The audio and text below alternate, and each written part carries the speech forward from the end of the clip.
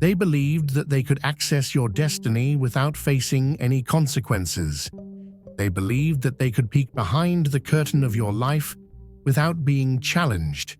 However, what they did not anticipate was for you to show up, your spirit, your energy, and your full conscious presence, materializing in that reading room while someone paid to reveal your secrets. You crossed spiritual planes and made your presence known, which caused the reader's hands to shake and their breath to catch. This was a demonstration of your genuine might. This wasn't just a case of spiritual interference. Rather, it was you asserting your spiritual authority and putting everyone involved on notice. No one should touch your destiny without your consent, and they will never forget what you did. There was a dense layer of incense smoke hanging in the stifling flat. Cards were spread out on a velvet fabric and reflected dimly in the lamplight. A reader made her living by looking into the minds of other people. The reading she did tonight paid her 3 times as much as she normally would. Despite the fact that she had performed hundreds of readings in the past, work that was usual and energies that were predictable, this reading felt differently from the minute the client arrived with a photograph from the beginning. The customer said, "I need to know everything about this person's future," as they handed the document over the table. All of it. The reader was hesitant. Their fingers were hovering over your picture. Something murmured at the edge of her consciousness, a warning that she ignored, and her hands were held by a peculiar reluctance. When the cards were shuffled between practiced fingers, the triple pay implied that the work was also tripled. Time stopped. The reader's breath caught in her throat. The temperature dropped in an instant. Every hair on her body stood at attention, and her skin prickled with electricity.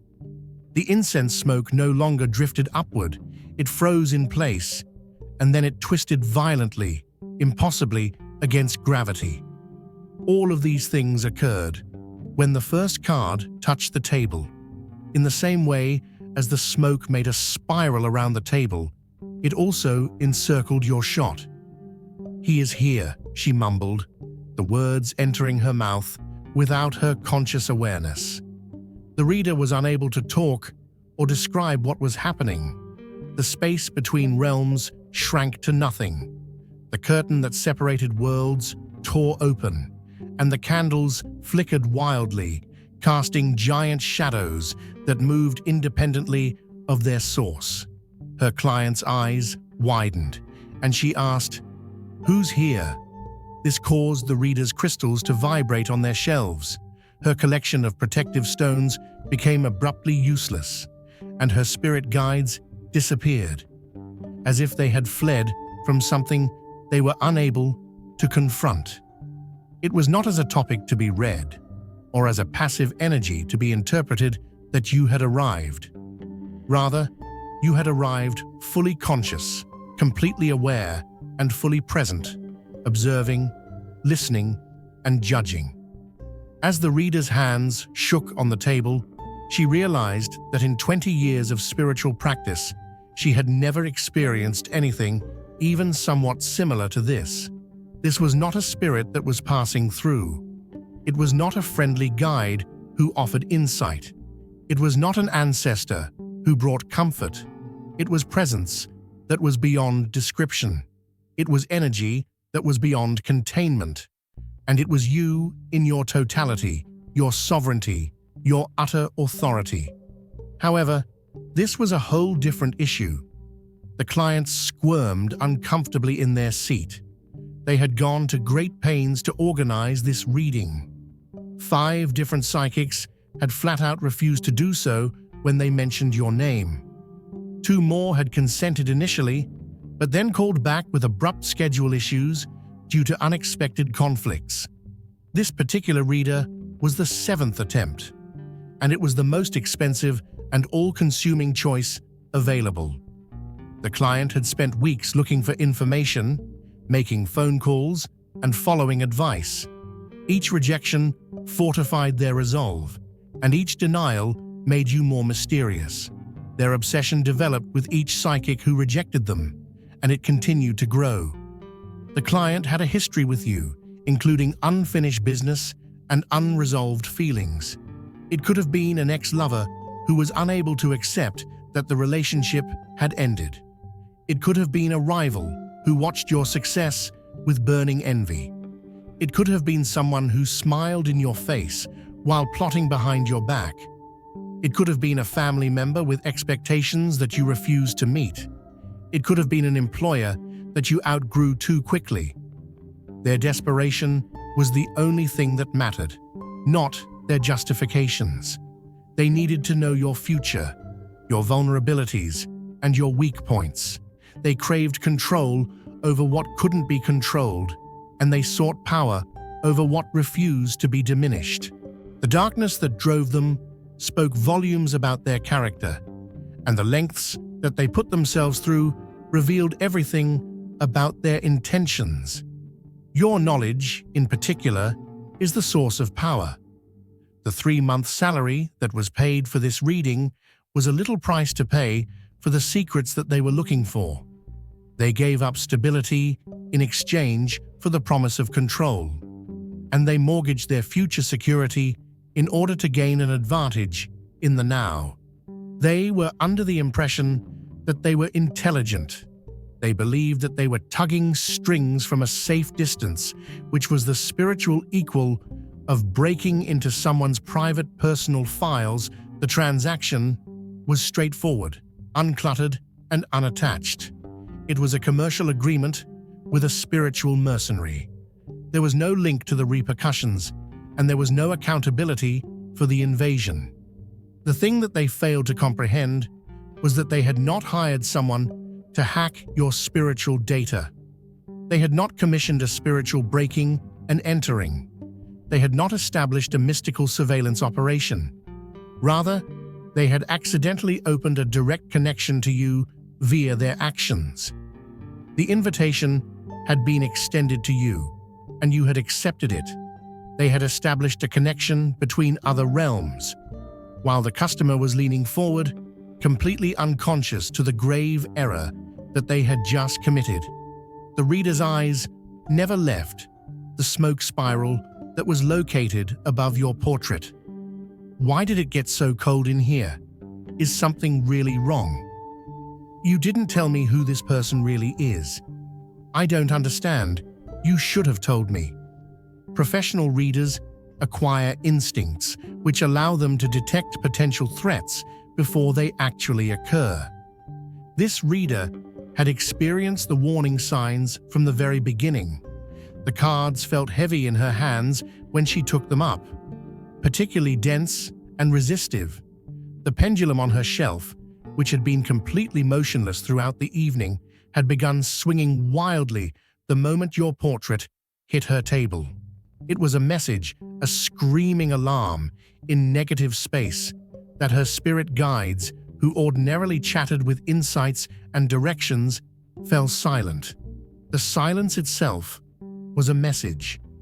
Prior to shuffling the first card, she felt a rise in pressure in her chest, which was a physical embodiment of her spiritual aversion to the idea of doing this.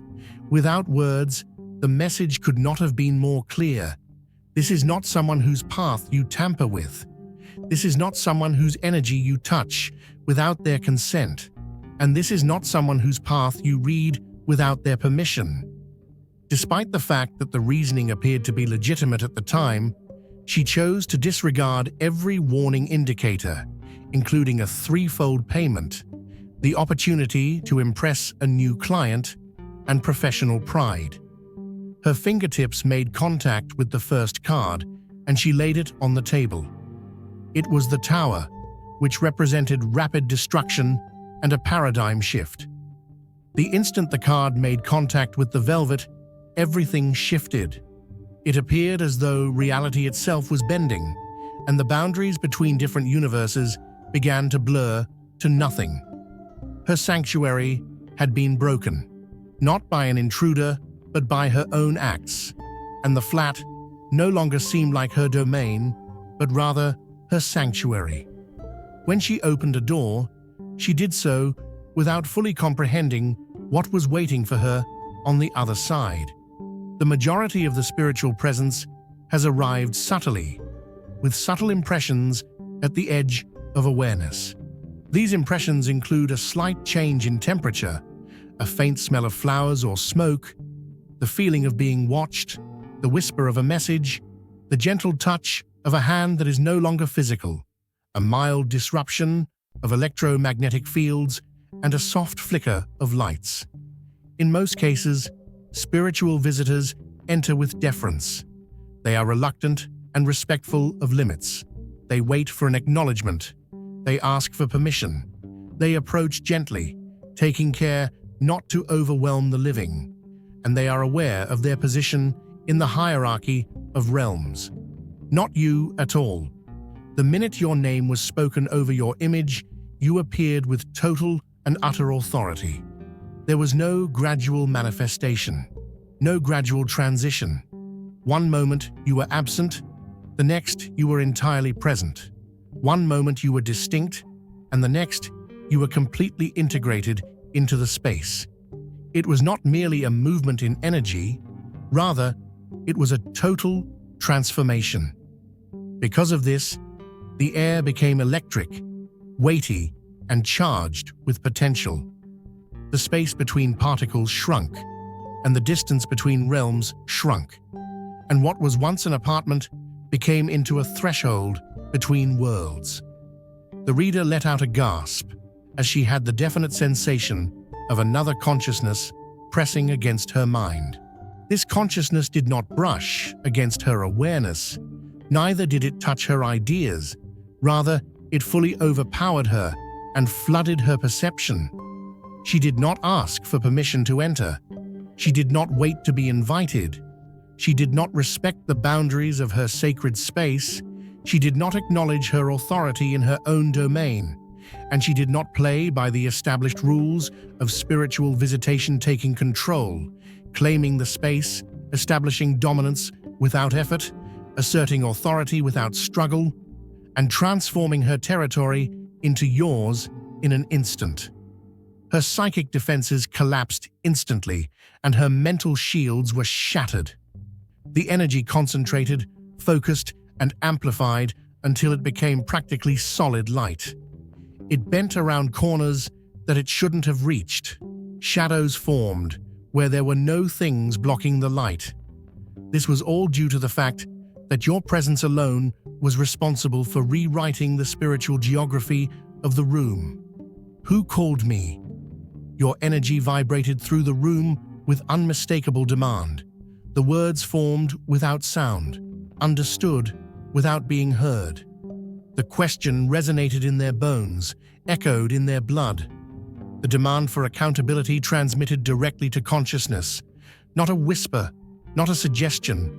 A command that rattled the windows, a presence that pressed against the walls, a force that made the physical world acknowledge the spiritual, a power that made material reality bend to immaterial will. The reader's hands shook violently. Cards were scattered across the table. The tower guard landed face up at the client's feet, which was a personal message. The judgment card dropped exactly across your portrait, which was not a coincidence. Some of the cards were even perched on their edges, and the rest of the deck was dispersed like a flock of terrified birds. A client was driven back in their chair, their eyes darting about the room, looking for something tangible to justify their terror. They were looking for a physical explanation for a metaphysical experience, and their rational mind was urgently trying to categorize something that could not be categorized. What really is going on? The client's voice became further elevated with each syllable. Their self-assurance vanished, their control was lost, and they forgot their plan in the face of something that was beyond their comprehension. Their arrogance was replaced by a primal fear of the unknown. The reader was unable to respond. Her throat tightened, and her breath came out in short, weak gasps. 20 years of spiritual practice had been rendered useless in an instant, and decades of experience had provided no protection, no context, and no precedent. Her professional composure was shattered by something that she had not anticipated. This was beyond her experience and beyond her capacity to control. The spiritual court that had gathered about you was something that the reader was unable to comprehend or find the words to describe. The room no longer belonged to her, since her sacred space had been claimed by someone else. Her client was no longer in control of the situation because their strategy had completely failed. They anticipated being the one who would be the interrogator, the one who would ask questions, and the one who would gain control. The client came looking for information about you, including your vulnerabilities and your future. The reversal occurred so fully that they hardly noticed it in the first place. The cards on the table rearranged themselves, but not in any configuration that the reader recognized, not for you, not for them. Your energy was concentrated like a spotlight, neither being inspected nor being questioned, neither being examined nor being questioned. Under your spiritual gaze, the client felt naked, exposed, and transparent. Every calculation, every reason, every grudge, and every grievance were laid bare. Sweat beaded on their forehead, and their heart thumped against their ribcage. "Make it stop," they begged, their voices breaking. "I can't." "What do you mean you can't?" the reader asked with a slow shake of her head. "This is your place, your session, not anymore." The reader's voice shook with the conviction that she was completely convinced. They came to reveal your future, but instead, their own past unfolded in front of them, with every manipulative moment, every envious thought, and every act of sabotage reflected back at them with perfect clarity. In other words, the client's secrets surfaced against their will, exposing their hidden objectives. They were finally able to comprehend the significant error in judgment that they had committed. Your energy receded, not because it was expelled, but because it was withdrawing of its own accord. The reading came to an abrupt conclusion. Despite the fact that the reader was sitting alone in her apartment with her hands still shaking, the customer ran away without paying the remaining balance. Hours later, something basic had broken inside of her. The connection to her intuition that she had carefully developed had been harmed. The trust that she had placed in her spiritual guidance had been broken, and her confidence in her talents had been entirely shattered. Her other readings were unsuccessful in the days that followed.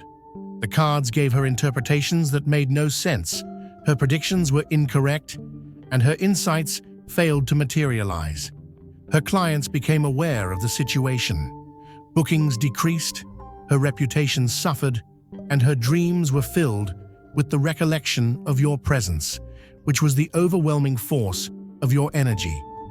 She had engaged in a spiritual boundary violation by attempting to peep into the protected destiny of someone who was beyond her authority to read.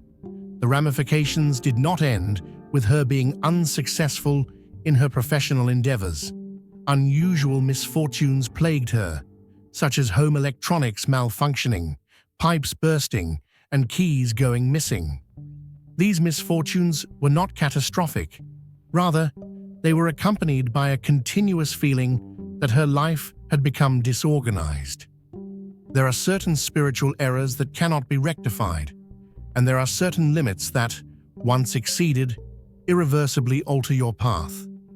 It was possible that the universe was trying to convey to her that certain doors should be left closed, certain energies should be left undisturbed, and certain individuals should be left unread. She contemplated giving up her practice totally. Perhaps it would be safer that way. They came looking for power over you, control, and advantage. They left with something completely different. The Tower card that appeared wasn't meant for you. It was meant for them. Destruction, upheaval, and the collapse of false structures. The client who organized the reading faced immediate consequences during the reading. The carefully crafted life that they had created began to fall apart within a matter of days. The promotion that they had anticipated was instead awarded to another individual. The relationship that they loved became abruptly complicated by mistrust, and the financial stability that they relied on suffered from unforeseen expenses. Nothing went according to plan. Nothing went according to the plan. They made an effort to explain the relationship away by claiming that it was a coincidence, that it was poor luck, or that it was a random chance, but they knew better. Each setback had the same energy signature that they felt in the reader's apartment. Each hurdle felt intentional, directed, and personal. It was not a matter of vengeance, but rather something more fundamental: the restoration of balance and the collection of spiritual debt.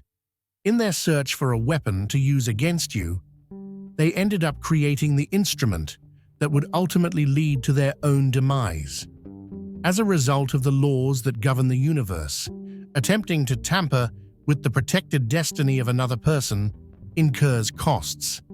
The individual was paying those charges with interest. Every night, they had dreams in which they saw cards being turned, smoke swirling, eyes that were not visible watching, and judgments that were made without appeal. Some people walk through life with basic defenses, which is the typical spiritual immune system. Other people carry greater shields, such as old souls, empaths, and natural psychics. Experienced spiritual workers are aware of the hierarchy of souls. Then there are those who have been selected, souls that have been assigned certain functions, destinies that are in harmony with the powers of the universe, and protection at levels that are beyond the realm of common comprehension. The reader had earlier come into contact with others of your sort. Therefore, she ought to have recognized the indications. The customer was never going to have a chance. Their lack of spiritual awareness provided them with no safety. One would be a violation of fundamental spiritual law if they attempted to read a chosen one without their consent. This would be comparable to breaking into a fortified vault or hacking into a secure government system. Aside from preventing you from entering, and the security measures also catch you in the act of entering. This is not a random or accidental response. Rather, it is the spiritual equivalent of an immune response, which is specifically focused, highly effective, and overpowering. They do not have to make a conscious effort to defend themselves, since the cosmos takes care of that for them automatically. Their security is dependent on levels that are beyond conscious control. The laws of spiritual sovereignty are unquestionable and cannot be negotiated about. The reader was aware of better. She ought to have been aware of better. That certain energies should not be touched without an invitation, that certain destinies should not be interfered with, and that certain individuals are simply untouchable, were all lessons that the client had to learn the hard way. Your appearance in the reading was not merely a brief interruption. Rather, you left something behind, which can be described as a spiritual signature or a mark. It was instantly apparent to the reader that there was a residual energetic energy that could not be removed by using sage or salt. Additionally, the customer carried it, which was hard to see yet recognizable to anyone who possessed spiritual sight. It is not a curse in the traditional sense. Rather, it is more accurately described as evidence, a spiritual fingerprint left at the location where they committed the offense. As a result of the mark, the way in which the universe responded to them and the flow of energy through their lives was altered. Protection that had previously shielded them vanished, and luck that had previously favored them was reversed. Despite the reader's efforts to remove the mark with cleansing rituals, energy healing, and spiritual baths, nothing was successful. Several other psychics were consulted by the client in an effort to find solutions. All of them detected the same issue, which was that someone was monitoring them, although they each expressed it in a different way. The customer requested knowledge by asking, "Why is everything going wrong?" There was no need for any additional explanation, since the mark was not a punishment. It was a consequence. It was not vengeance. It was balance. The new psychic glanced at the energy signature that surrounded them, and realization began to dawn in her eyes. You tried to read someone you shouldn't have. It was not forever. Rather, it was just long enough.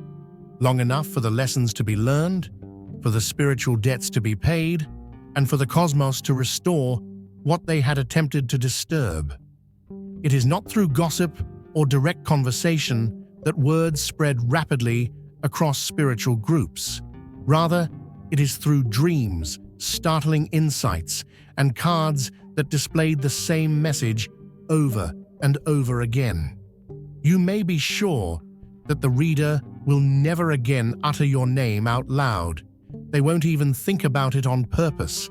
However, some sensitive individuals were able to get glances, impressions, and cautions of a selected one who guarded their sovereignty, who arrived when they were summoned without permission, and who reversed the reading onto those who wanted to exploit them. You were not aware of or involved in the growth of your reputation. Psychics refused to provide readings about you and refused to accept payment regardless of how high it was. Someone would state, "I don't rid certain energies with great care. It's not safe. I can't look at that person's future. I'm sorry. Some paths are protected. I won't interfere." Your adversaries found themselves becoming increasingly isolated, cut off from the spiritual intelligence they had previously relied on. Practitioners who could have assisted them in recognizing the signature of someone they dared not cross. The fear spread in a quiet and efficient manner, not through words, but through knowing. When your name was spoken, even skeptics who completely disregarded spiritual principles experienced an inexplicable reluctance. They felt a vague discomfort and a sensation that the risk was not worth taking. While you moved forward without any obstructions, your adversaries remained frozen in place, paralyzed by uncertainty, unable to see your next move, unable to prepare or defend themselves. While you moved on, without any difficulties, they remained trapped in the consequences of their defiance. The events that transpired in that reading were not a coincidence or an accident. Rather, they were confirmation or proof of what you had already sensed about yourself. You are unique and secured in a manner that is not available to others. In response to the spiritual intrusion, you did not merely react. Rather, you totally countered it. You did not merely defend. Rather, you took control of the battlefield. In addition to putting an end to the reading, you also reversed it, which means you turned the tables on the people who started it. You prevented those individuals from accessing your road without authorization, and you made them an example for others to follow, serving as a warning story for those who might consider committing the same offense. The universe responded to your sovereignty not because you demanded it, but rather because it was already constituted, already recognized on levels that are beyond the comprehension of humans. Your soul contains an authority that does not need to be claimed or proven. It simply is. Those who respect that authority find you to be kind, supporting, and uplifting. Those who violate it discover the reason why boundaries exist in the first place.